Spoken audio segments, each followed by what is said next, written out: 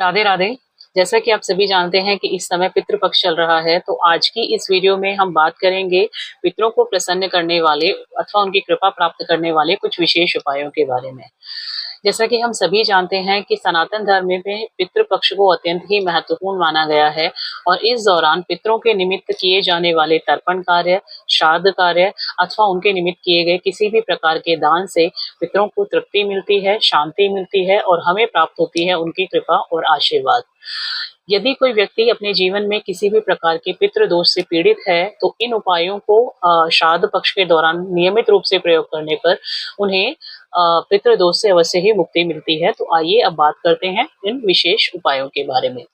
सर्वप्रथम हमें श्राद्ध पक्ष में प्रतिदिन अपने पितरों के निमित्त गंगा जल अथवा किसी अन्य नदी के जल अथवा साधारण शुद्ध जल से पितरों के निमित्त तर्पण कार्य अवश्य ही करना चाहिए।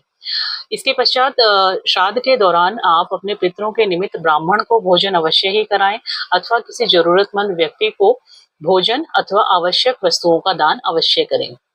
पितृपक्ष के दौरान ऐसा माना जाता है कि गाय, कुत्ते, चींटी, मछली अथवा ब्राह्मणों को दिया गया भोजन सीधा हमारे पितरों तक पहुंचता है।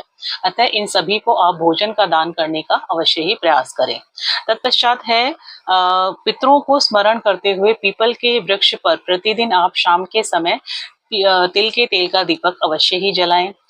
ऐसा माना जाता है कि दक्षिण की जो दिशा होती है वह हमारे पितरों की दिशा होती है। अतः अपने रसोई घर में दक्षिण दिशा में जल का एक मिट्टी का पात्र जिसमें जल भरकर आप अवश्य रखें दक्षिण दिशा की ओर, और उसी के पास अथवा उसी के ऊपर एक तिल के तेल का दीपक आप प्रतिदिन श्राद्ध पक्ष में अवश्य ही जलाएं। ऐसा करने से हमें पितरों की कृपा अवश्य ही प्राप्त होती है।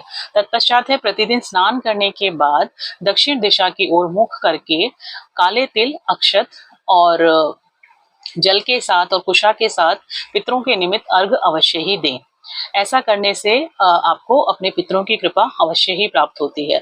यदि संभव हो तो पितरों की प्रसन्नता के लिए अपने घर में श्राद्ध पक्ष के दौरान आप विष्णु सहस्त्र नाम, गीता जी का पाठ, गजेंद्र मोक्ष का पाठ और गरुड़ पुराण का पाठ अवश्य ही कर सकते हैं।